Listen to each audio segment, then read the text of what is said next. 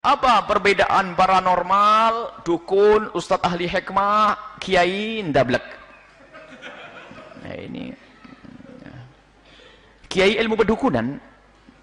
Ini kiai biasanya kiai males mondok. Waktu mondok itu hanya dapat ijazah pengen bisa terbang, kerjaannya makan besi sama makan api ini, makan beling ini. Mondok makan besi, makan beling. Makanya nggak pinter-pinter. Mondok cari ilmu fikih. Khayalannya pengen jadi Sunan Kalijogo. Sunan Kalijogo yang dilihat adalah keramat zahir, keramat yang sifatnya bisa merubah ini. Lupa Imam Sunan Kalijogo adalah ahli istiqomah, orang yang paling takut dalam kemaksiatan. Ini biasanya santri-santri yang malas belajar itu ya. Wah, setiap hari puasa macam-macam, puasa ini, puasa itu, puasa ini, puasa itu. Senin Kemisnya enggak. Ya, ini keblinger nih. Rupanya gurunya yang ngajari. Ilmu hikmah itu maknanya adalah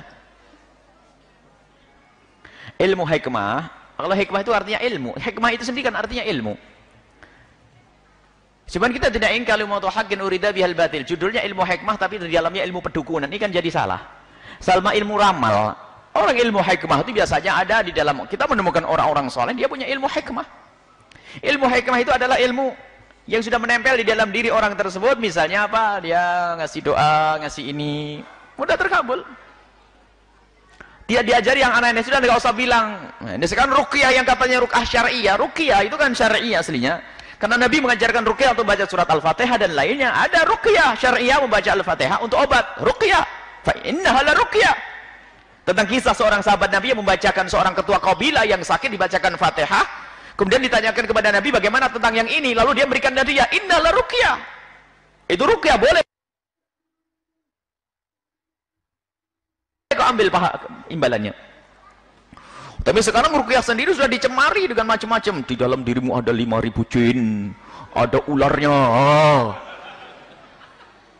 Ada orang ngadep ke Buya, orangnya banyak ularnya semuanya. Berani ngomong kita ada ular. Nah. Buya, saya lihat orang di mulutnya ada ular semuanya. Sudahlah, jangan hayal di sini. Kalau hayal jauh-jauh sana, itu tukang sulap sana itu. Aja, masya. Awas, kalau ruqyah sederhana. Kalau ruqyah ahli hikmah itu datang, akan tampak di wajahnya kekhusyuan, rasa takut kepada Allah, dan tidak mengajarkan cucian yang baik, tidak mengajarin suudon, akan tapi menguatkan hatinya itu ahli hikmah. Kalau sudah pakai cerita macam-macam, ngelantur, ngalong itu, apa lihat kamu begini, di rumahmu ada jinnya. Oh, bilang aja dari dulu saya dengar kata kiai, kalau kita mendoa Allahumma inni a'udzubika minal khubuthi wal khaba'ith, itu kan ada jin di kamar mandi kiai. Kok baru sekarang ngasih tahu? Gitu dong. Berarti lebih pintar saya dong dari. Oh, ada rumahmu, ada jin. Ada. Dari dulu ada jin keliaran rumah saya. Tapi jin nggak ganggu. Sekarang jin yang kayak manusia kayak ente ini yang ganggu saya. Jadi ketakutan kan akhirnya. Harus tegas urusan ini biasanya itu aja. Istiqomahlah kepada Allah, takut kepada Allah. Dan kadang itu mengajari suudon, sudah setengah dukun. Barang kehilangan dan langsung, waduh, kemarin siapa yang datang ke rumahmu? Bismillahirrahmanirrahim. Allahumma sholli ala sayyidina. Ada orang ke rumahmu kemarin? Oh ya tentu ada kan. Padahal ini bab kehilangan, akhirnya suudon sama pamannya, prasangka buruk dengan bibinya.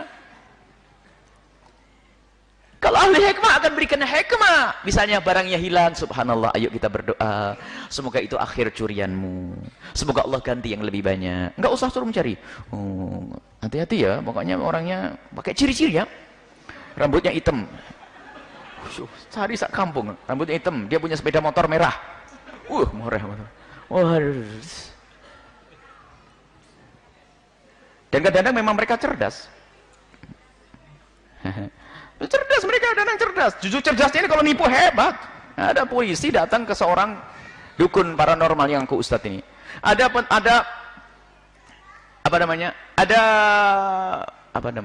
narapidana, ada masih di brokol begini kok lari. Langsung dia jawab, polisi belum jauh nih, masih di sini, sekitar sini.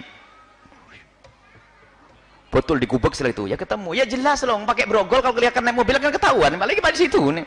Ini cerdas saja karena pakai brogol, tidak jauh masih sekitar sini. Bener. Oh ya pintar, hati-hati, semakin cerdas ilmu pedukunan, apalagi pakai label ustadz, hati-hati. Ilmu hikmah adalah memberikan ijazah yang baik, doa-doa yang baik. Sampai kami sering jimat sendiri bukan sesuatu yang haram. Karena Sayyidina Abdullah bin Umar juga pernah membuatkan jimat, tulisan ayat Al-Quran dikalungkan di anak-anak kecil. Agar terhindar dari gangguan setan. Jadi jimat tidak ada. Tapi syaratnya tidak boleh meyakini bahasanya kekuatan ada di tulisan itu. Tapi kekuatan dari Allah. Tapi ini digunakan untuk anak kecil. Yang sudah tua baca wirid, baca zikir. Bukan kalungan jimat. Baca zikirnya, baca berapa kali, dijaga oleh Allah, pakai kalungan, jimatnya sak tas, duit 1 tas baru buat sedekah, jimat 1 tas. Setiap ketemu orang juga, tokonya ditempeli banyak, apakah tidak boleh? Ada yang lebih bagus, baca bukan ditempelin. Apakah tidak boleh nempelin? Tidak syirik. Karena ada yang pernah diajarkan Sayyidina Abdullah bin Umar, cuman kadang kita berlebihan. Momen kalau orang buta huruf, tidak bisa membaca Arab, ya dibukakan yang semacam itu. Lah ini ustadz dikasih jimat.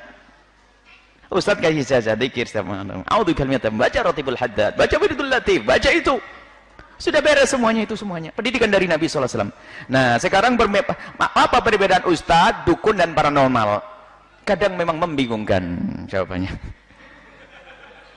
Kita tidak tahu apakah ini dukun yang nyamar jadi ustaz atau ustaz yang nyamar jadi dukun. Kita bingung jadinya. Ada ustadz nyamar jadi dukun, serba salah. Nyamarnya kok jadi dukun, repot lagi. Dukunnya nyamar jadi ustadz. Akhirnya kita kembalikan kepada kaidah urusan syariah. Kalau dia orangnya istiqomah, takut kepada Allah, omongnya tidak ngelantur, tidak ngajari suudon, nggak usah sok tahu tentang yang gaib. Ya udahlah, yang gaib Allah yang tahu. Dan siapapun yang beritahu, cuman dikit-dikit merasa sok tahu. Bahkan sampai meningkat ini kejahatannya para dukun ini. Setiap hari ketemu Nabi Muhammad SAW. Waduh, hebat ini. Bermacam-macam. Makanya sudahlah jangan urusan yang demikian ini. Urusan dengan amalkan dengan amal dohir ini. Lakukan syariat yang benar. Ya. Kalau memang agar tidak diganggu sama pencuri, ya ada. Agar tidak diganggu oleh pencuri, agar rumahmu aman, dibuat kunci. Kemudian tahajud. Kalau sering tahajudan yang pencuri nggak mau datang. Masjidnya sampai jamnya dicuri. Oh gimana tidak dicuri? Oh nggak ada yang jamaah di situ. Masjidnya sekarang ada pencuri. Kada semua. Buya, masya Allah sekarang pencuri sudah luar biasa. Kenapa? Jam di masjid dicuri. Saya ketawa. Ini yang salah bukan pencurinya ini. Kok sampai masjid bisa dicuri? Ini kan berlebihan ini. Jamaahnya pada di mana?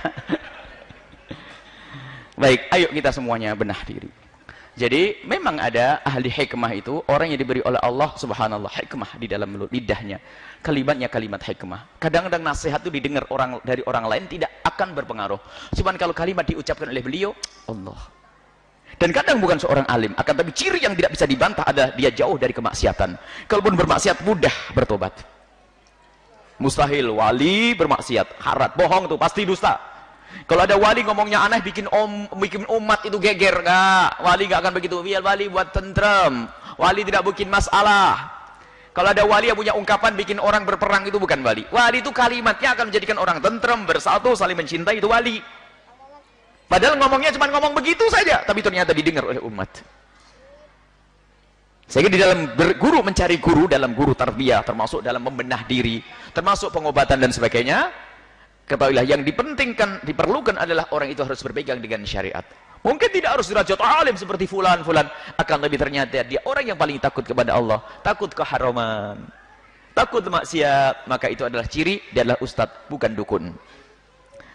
Memang istilah orang pinter itu waktu pertama kali, istilah orang pinter kita pertama kali pulang dari Yaman itu di sini Buya, gimana kalau kita lagi punya masalah datang ke orang pinter? Saya pikir orang pinter kan ustadz ya, oh bila datang ke orang pinter ya boleh.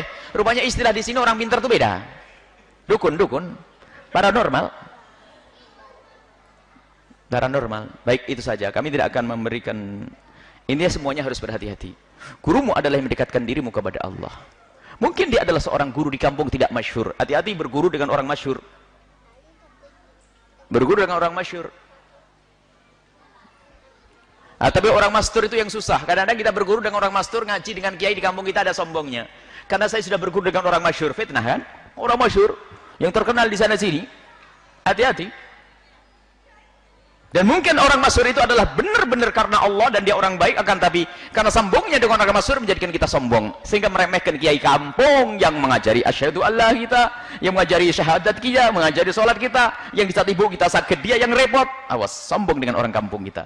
Sudahlah, biarpun orang kampung kerjanya di sawah, tapi kiai itu kalau soleh, tulus, itulah kekasih Allah yang tersembunyi di balik masyarakat kita. Ini saja insya Allah. Semoga Allah menjauhkan kita dari terjerumus, menjauhkan kita dari salah memilih guru. Jangan percaya dengan bualan orang yang sok tahu. Oh, di dalam dirimu begini, ini. Itu kan jadi ramalan bintang nanti itu. Peramal itu namanya, sudahlah. Tidak usah dipercaya demikian itu. Kasyaf, ahli kasyaf harus ahli syariat. Dan kasyaf tidak setiap saat. Kasyaf itu dibukakan oleh Allah. Dan para waliullah yang sudah sampai derajat kasyaf bisa melihat keadaan orang itu nangis di malam harinya. Ya Allah, tutup, saya tidak pengen itu semua, capek saya ngelihat ini berzina, ngelihat ini begini, nangis. Loh, kok sekarang kok kasyaf itu jadi kebanggaan para wali katanya? Enggak, wali itu menangis kalau punya ilmu kasyaf. Kasyaf itu dibukakan. Sementara kita diajarkan, ya Allah tutup aib orang lain dari mata saya. Saya tidak pengen lihat kekurangan seorang pun, biar saya bisa khusnudan. Lah kok dibuka oleh Allah, nangis para kekasih Allah itu. Lah ini ada orang sok ngaku tahu, kadamu ini, enak benar. Para waliullah yang derajat kasyaf itu menangis. Biarpun tidak tampak di hadapan kita, tapi di belakang sana menangis, ya Allah tutup, ya Allah saya nggak kuat, ada orang minuman keras, ada orang berzina di malam hari, saya melihatnya capek. Aku minta, ya Allah tutup aib orang lain dari mata kami, ya Allah, agar aku bisa berprasangka baik kepada siapapun. Waliullah kerjaannya prasangka baik. Makanya jangan sok kasyaf tahu, ini pasti hayal tuh. Kalau orang bangga dengan begitu, berarti bukan kiai yang sesungguhnya.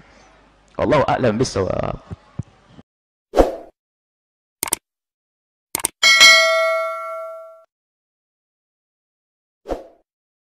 Terima kasih telah menonton sampai akhir teman-teman. Semoga apa yang disampaikan pada video kali ini bisa bermanfaat untuk kita semua.